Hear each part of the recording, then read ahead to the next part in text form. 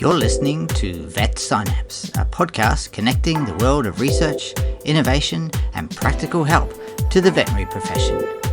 I'm your host, Dr. Philip Judge from Vet Education. Let's get connected with Vet Synapse.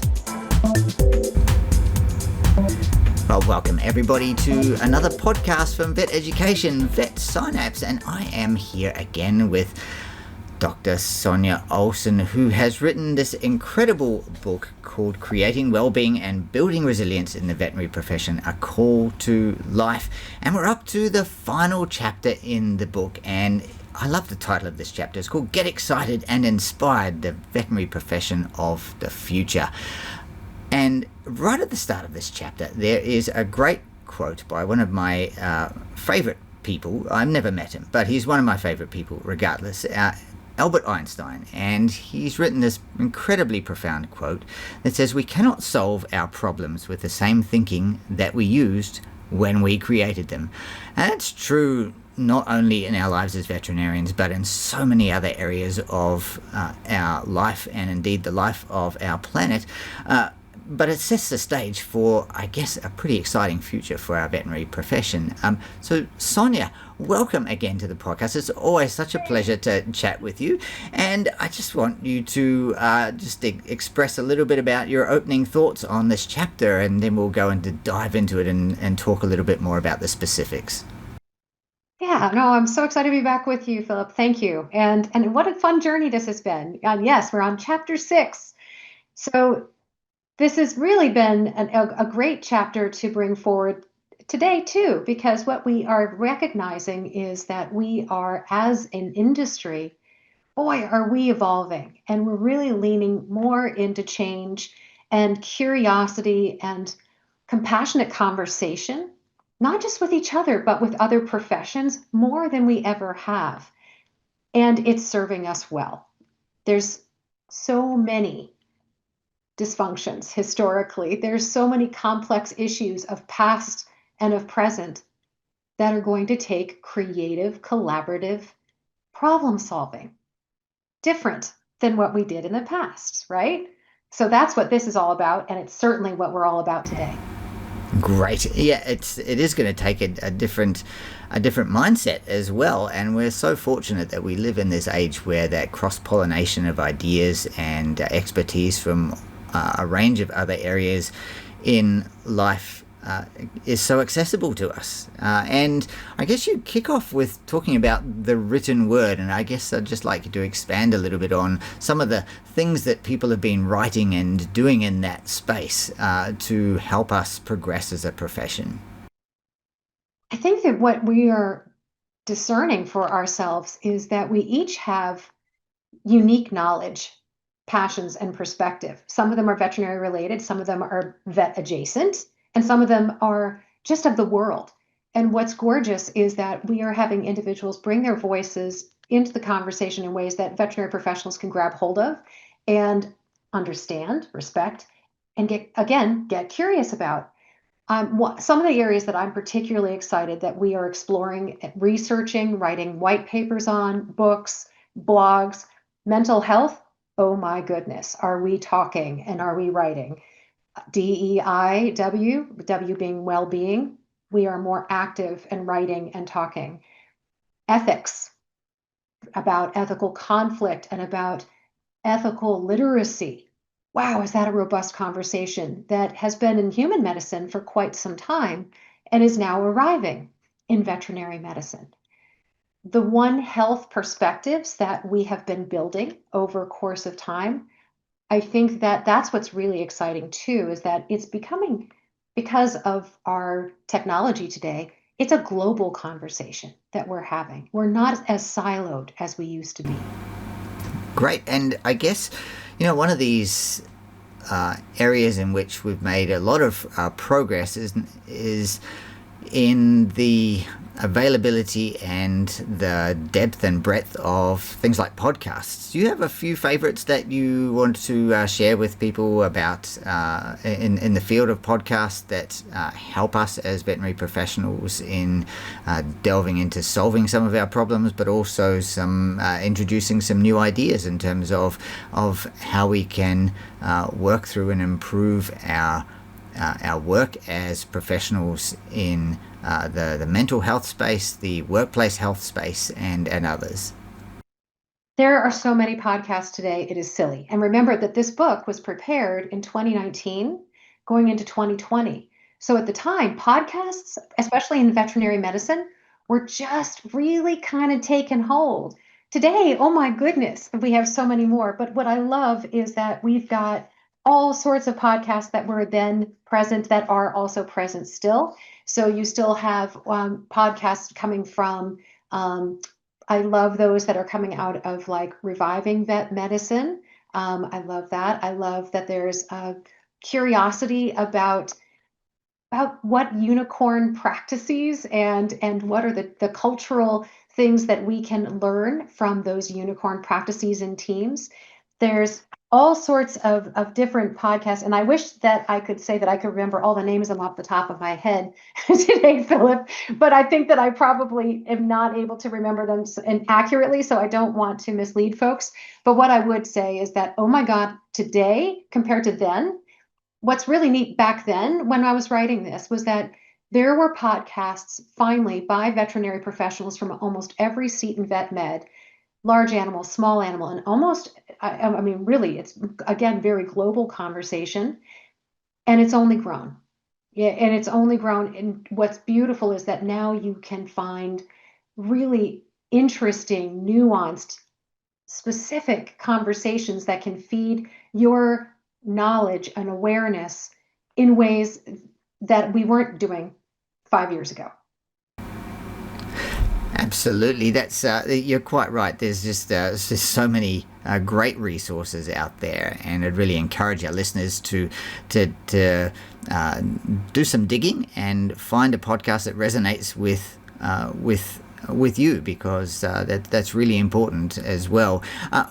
We've spoken earlier on in one of the earlier chapters about veterinary training within veterinary schools, and how, certainly when I went through vet school, it was a very traditional paradigm of learning about physiology and anatomy and histology and parasitology, and then the clinical side of things, and actually how to be a human being within veterinary practice was not mentioned at all.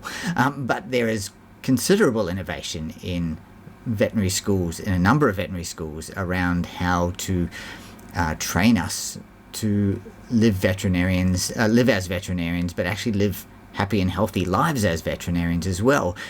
What can you tell us about some of the exciting things that are going on in that sphere?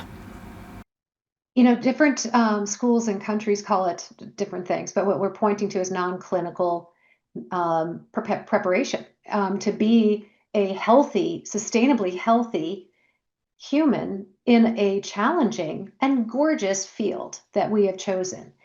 It's really meant to go ahead and upskill us in what they may call them professional skills. That's a really common name of those, but they may also be, in places around upskilling you around communication. So some of these schools are actually calling it what it is. So it's, communication skills, it's conflict management, it's how also I love the way that many of the schools, if given the opportunity, are shifting towards doing problem solving as small groups. And so that they are shifting from it being the individuals memorizing and then regurgitating on exams the way it was when you and I were in school, Philip. That's not, honestly, that's not the main way of learning. And it's really embracing where we have come to understand adult learning and our brains today are, because the brains of today are different, actually, than 10 years ago and 20 years ago. And there's the opportunity for us to practice the skills that are needed to problem solve that has to be done differently. It has to be done in community. And I love one of the things that is starting to really bubble up, which I'm excited about, is training veterinary nurses and clinicians side by side.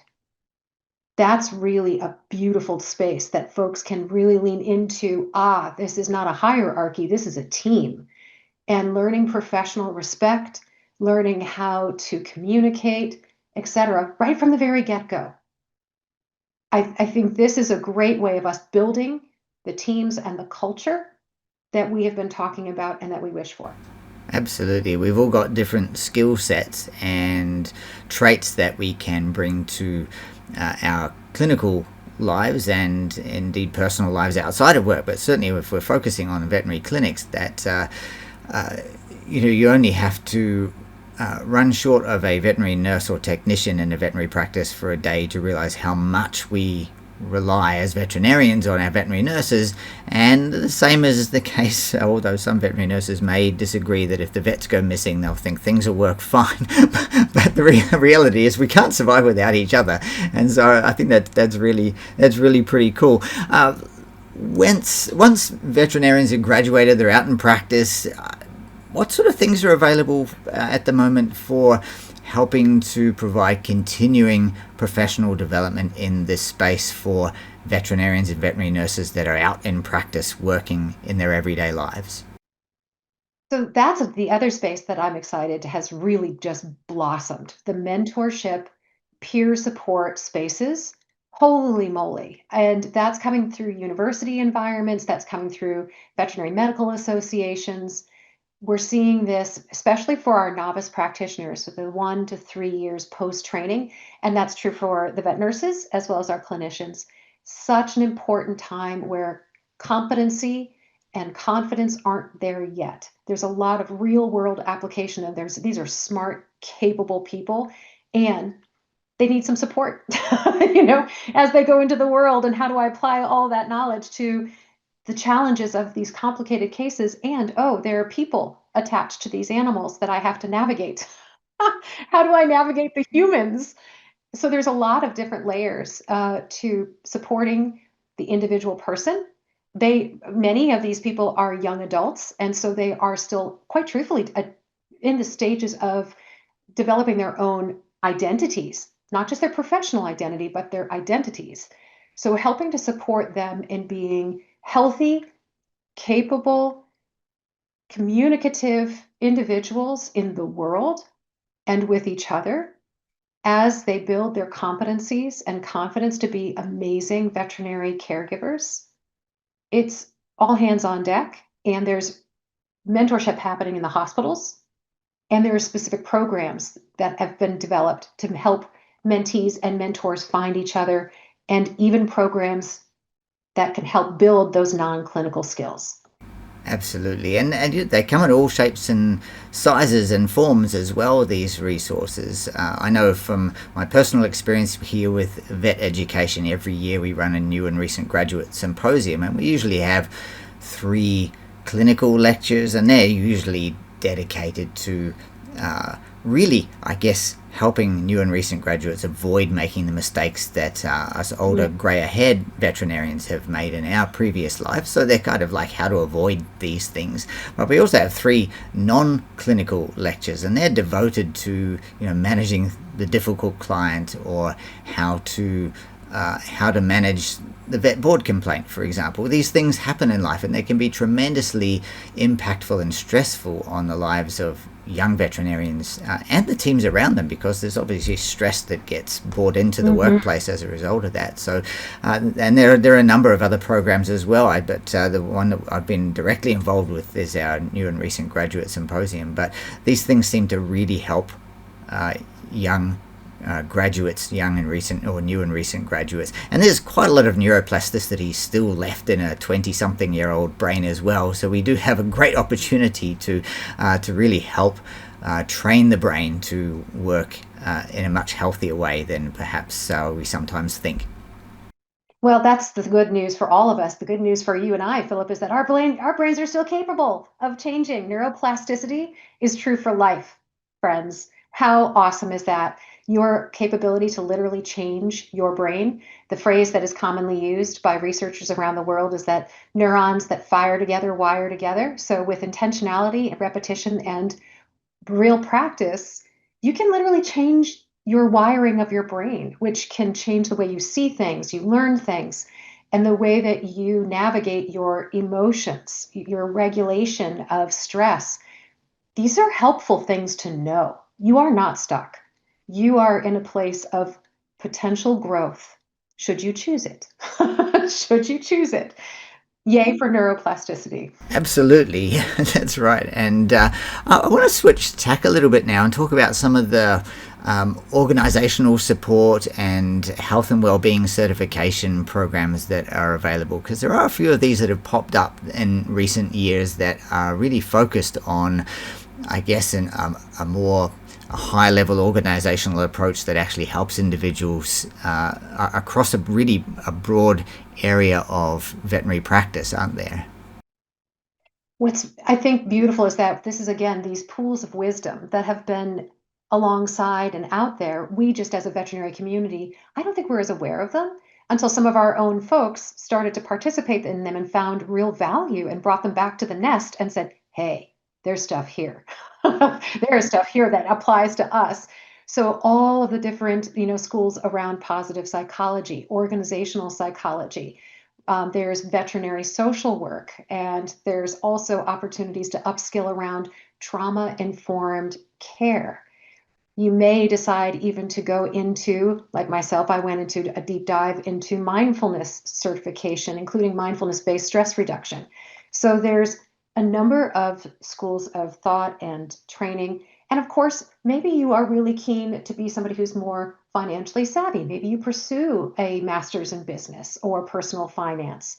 Maybe you even go into some other form of educational development. I know several friends now that have chosen to get their master's in education and research so that they are better equipped and ready to create novel training programs and to contribute to the research that's necessary, the data that drives change.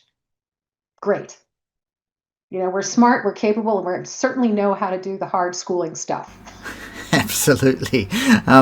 There's quite a few leadership development programs as well that also help to work on the culture within organizations, not just veterinary organizations, but other organizations as well. And you listed quite a few in the book as well. And I really encourage people who are buying and reading this book, and I can thoroughly recommend that you do so, that to have a look at these. But these sorts of programs can really help to inform good structure within organizations to support staff in a whole range of areas within the workplace, aren't they? And many of these are borrowing from some of the things I already mentioned, whether it's around positive psychology. Also, one of the things that we are really drawing into our communities and conversations and trainings is emotional intelligence and psychological safety. So many of the conversations around leadership, regardless of the profession and regardless of where you are in the world, they're talking about emotionally intelligent, empathic leadership and teams that has bottom up, top down psychological safety as the driving force for being nimble and being resilient. Period. So that's you. There's so many great books around that. Google the project. Google's Aristotle is a good one. And there's all sorts of really interesting reads out there. Amy Edmondson out of the UK, and her work on psychological safety. It's just really beautiful spaces to get curious about. But emotional intelligence, I think most folks in the audience probably have heard of that before. Maybe take a little bit of a deeper dive and know that there's all sorts of levels of trainings out there that aren't necessarily vet-centric. They don't have to be. Guess what? Secret. We're all humans. We're all humans first. And it's really helpful to lean into the fact that there are absolutely evidence-based strategies and approaches to support us being healthy people, healthy communities. Great. And I do like that. Yes, we are all human beings. I recall as a young veterinary student seeing, I forget which breed of dog it was. It came in as a referral, and I saw it as a student. And this dog, and I was immediately thinking, oh my goodness, this breed must have these specific diseases. And I was concerned with with trying to sound knowledgeable to my professor, and he looked at me after I had given him my feedback on the case, and he said, "Philip, it's a dog." And it opened my eyes, because actually, just like you've said, we're all human beings. We're not veterinarians with a separate physiology and neuroplasticity, and some of us maybe have unique behaviors, but we're basically human beings. And so what you just said makes a whole lot of sense, right? So we can and should make the most of all of the resources that are out there in the world as well. And I see that there's a number of some really cool things you've written in the section on global veterinary well-being continuing education efforts, and there's a bunch of ones that you've listed from Canada, in Australia, United Kingdom, the US, but there will be others elsewhere in the world as well. Some really incredible people with a very altruistic mindset that they want to see our profession improve. And in fact, I know a couple of the people that you've listed in your book there, and they've been on a journey, some of these people themselves, and that has led, as you mentioned before, to them getting other qualifications outside of veterinary science in order to try to help them better understand where they're coming from and to better help others in the profession. So really make the most of those people and the skills and the knowledge that they've attained by looking outside of our relatively narrow sphere of educational knowledge as veterinary professionals. Your thoughts? Yeah, no, I think what's beautiful about this is that there's more abundant resources than there were when I wrote this, in terms of the people and the initiatives that they've created. They're easier to find than they ever were, just because of the technology that we have today. And if you just dig into some of the papers, like the World Small Animal Veterinary Association published last year a robust paper on well-being. Wow, the references in that paper, you want to start going into a deep dive, and as we do, you start one place and it just goes ba-dum, ba-dum, ba-dum.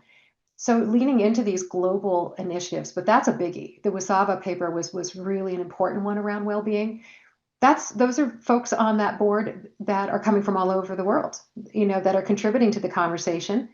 And we're better able to communicate it, find each other, apply it than we were historically. And we are in the space, I think, of also getting creative about, how else do we do this? And I think for us along the way, part of it, you did mention something that I would love to just bring a little bit of light to, is that historically we in vet med, and we talked about it in some of the other chapters about our tendency around help seeking. And for example, that we don't. So doctor, heal thyself. We're complete crap at like asking for help. But the thing is that that's been conditioned into us, and so that just don't be too hard on yourself. It's just we've been told and taught that we need to be on our own and be independent and be, smart and strong. And there are limits to that. And what I'm excited to see more of in all of these spaces is that there's a greater degree of peer support conversations. There's veterinary coaching that's happening. There is veterinary, like we were saying, mentorship happening. And you have these folks that have these multiple degrees. So for an example, a good friend of mine does veterinary financial counseling. Now, she herself is a veterinarian. She went on to get additional training to be a financial advisor, because my goodness, the anxiety for so many of our young graduates around finances. What an amazing resource. We're more likely to listen to each other. That is still true. So when we go help seeking, we are more likely to look for and to listen and believe when it's one of us that's saying it and delivering it. So hooray that there are more of us delivering that information and providing it. Totally, and that goes back to the quote that we said right at the start from Albert Einstein, that we can't solve our problems with the same thinking. We do need a different way of thinking. One of the great things that I think has happened is that there's a lot less of a stigma around the whole mental health discussion and suicide and substance abuse and those kinds of things as well. We're much more open about talking about it. And one of the things that I've mentioned right at the start of our podcast series with this book, and that I like about this book, is that it's not a book of problems. It's a book of identifying problems and how we can do something about them. And this last chapter in particular is just such an exciting chapter to know that there are resources that people can use, but it's also okay to talk about this kind of stuff, isn't it? So that we don't have to remain in our box and try and fix ourselves, that there are these other resources out there. And what an amazing thing that also being a veterinary professional doesn't mean that you have to be in the clinic. It may be that you pivot multiple times on your professional journey, and you may decide to teach, you may decide to do research, you may decide to be a coach, you may decide to be a mentor. You may decide to get this other professional degree. You may go into leadership. The beautiful thing is that the career opportunities for us are also more available, fluid, talked about. And I really am excited about that as well, Philip. I just feel that there's less likelihood for people to feel like they are stuck. Yeah, that's right. And I guess that brings me to, I guess, the full circle, actually, because I do think it happened in chapter 1. I might be wrong, but you had a chapter subheading called "Be the Change You Want to See in the World" in one of the earlier chapters, and it's the last major heading in the book that you've got here is "Be the Change You Want to See in the World," and I guess that that phrase, what are we excited about for the veterinary profession? What makes you excited about being a veterinarian?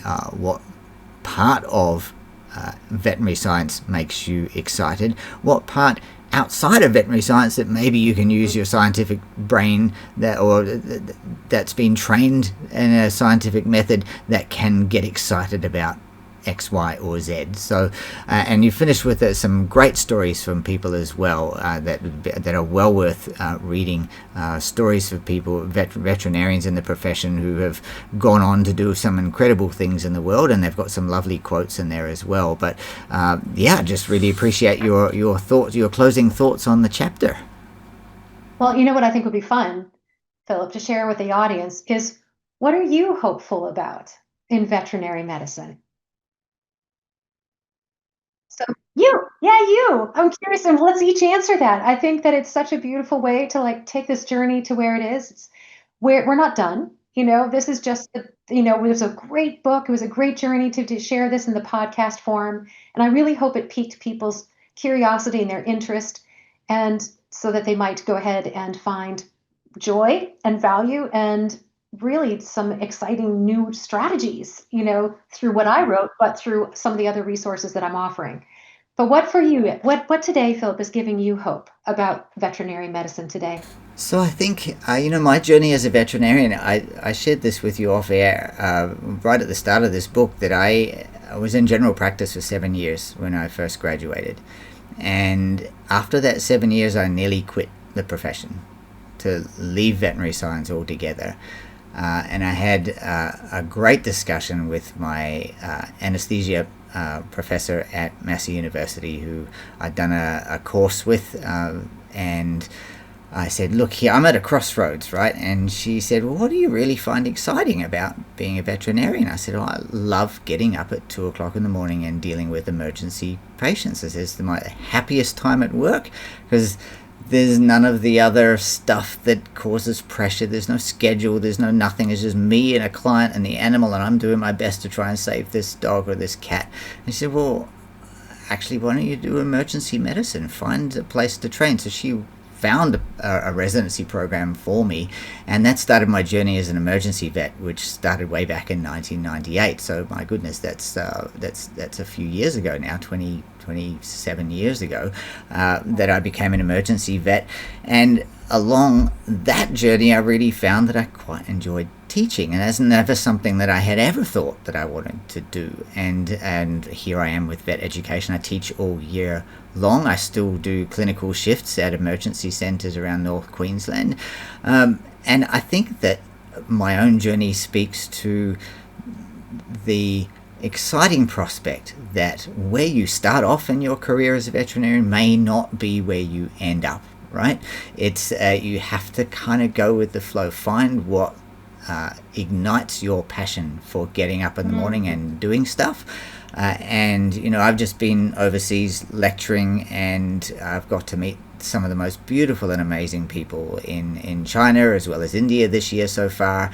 And we were talking just before this podcast off air that there are amazing people with incredible stories and inspiring people that you will meet in all walks of life. Some of them veterinarians, some of them not veterinarians, but every one of those people has an opportunity to positively influence how you view the world and how you can perhaps carry on your journey, maybe in the most unexpected way. So that's, I guess, if you ask me what makes me excited about our profession, it's that there's so many opportunities. And I think now, as you've alluded to earlier on in the chapter that we talked about today, there's so many opportunities for education, e-learning, podcasting, whatever, getting and absorbing information, but also telling people your story as well. And I also think that's pretty exciting too. How about you, Dr. Sonja Olson? What makes you? I know you've got a list of projects about a mile long that gets you up and excited in the morning. So I do, but that's the thing is that as I think that if we took a large group of veterinary professionals, one of the values that we all carry is a love of learning. We are curious and we love growth. We get bored easily. It's just, and those of us like you and I, Philip, we tend to get bored even more quickly. That's why we're emergency clinicians. We really enjoy the diversity of the cases and the challenge in the moment of like, what could it be? And the pressure of having other things coming at us and working with a team. Oh my goodness, that's the best bit is when it really clicks and you trust each other and you're communicating effectively. Those were some of the most stressful nights in terms of caseload, but the most amazing and fulfilling nights of working because you were working together, making a difference in those animals, in those pet owners' lives, bit by bit. And that fed my heart and my soul. And over time, like you, I've leaned into my teaching heart, to my mentoring heart. And that is something I will do until the day I die. I am a veterinarian and I am a teacher and I'm a writer. So I'm a writer, I'm a facilitator of important, meaningful conversations. I really love where we are today in the world. Our conversations are happening more readily. We have more receivership of conversations that aren't just about pharmacology, and as we were talking about anatomy. We actually do have people that are listening to, oh, there's more to this. There's more to life. Yes, there is. Yes, there is. And we're giving ourselves permission and we're giving each other permission to be our full human selves and be amazing veterinary professionals in all the different ways that we can do it. That gives me hope, is that there's a much more robust, animated, and received conversation about that. absolutely, and I do like that it's an open conversation as well, that lots of people have an opportunity to take part in and feel empowered by that as well, rather than disenfranchised because they're not able to be involved, which maybe have been the case 20, 30 years ago when we didn't have the sort of technology that we've got now. Sonja, it's been an absolute pleasure walking through this book chapter by chapter with you, and I know that you're a very, very busy person, so from myself and the rest of the vet education team, a huge thank you for taking time out of your very busy schedule to share your thoughts and knowledge and passion for this project about creating well-being and building resilience in the veterinary profession. It's been, as I say, an absolute pleasure, so thank you very, very much. It has been fantastic, and Philip, the journey continues. Absolutely. So I think you've got another book coming out in a little bit. Is that right? Yes. While I was writing this book, it was the intention because I found there were so many interesting, at that time even, tips, tricks, strategies, tools that I wanted to include in the book. But I had to be thoughtful about content. And so this first book was more about the what. The second book that I'm in the middle of now is the how. Let's bring it to life. Let's really actionize this. And I'm bringing topics that we've heard in the first book, but also some new topics. And I'm organizing it in such a way that it's choose your own adventure, whether it's as an individual, as a team, as a practice, that you can reach in and grab different topics, learn a little bit about it, and then say, what is there around practices and strategies and reflections that I might put into practice today? So it's meant to be something that you can utilize on its own in your own way. I'm really excited to bring it into the world. So rough drafts are underway as we speak, and I'm hopeful that it's going to be an end of 2025, early 2026 publication. Awesome. Thank you for sharing that information. Is there a place where people can follow you? Do you have a website or anything like that? Yay. So it's very simple. It's my name. So you can find me at sonjaolsondvm.com. Also find me on LinkedIn. I'm very active in that space more than any other social media space. I just find that it's a beautiful space to really follow and connect and see what other amazing veterinary professionals and vet adjacent folks are up to. So if you're curious, find me. Let's have a chat, and also make sure that you also get curious about folks, like I said, like me, that are out there doing great things in vet med. And maybe it'll be you soon. Awesome. Thank you so much, Sonja. This has been an episode of Vet Synapse brought to you by Vet Education. I'm Philip, your host for this podcast. Thanks so much for listening, and stay tuned for, I'm not sure what our next episode is going to be, but we've drawn a conclusion to this book, so it'll be something equally as exciting, hopefully. And we'll talk to you soon. Thanks, everyone. Bye. Thank you for listening to this episode of Vet Synapse. If you like this episode, please subscribe to the podcast and share it with your friends and colleagues. Make sure to visit our website at veteducation.com.au for more great content and to experience the latest online race-approved veterinary continuing education.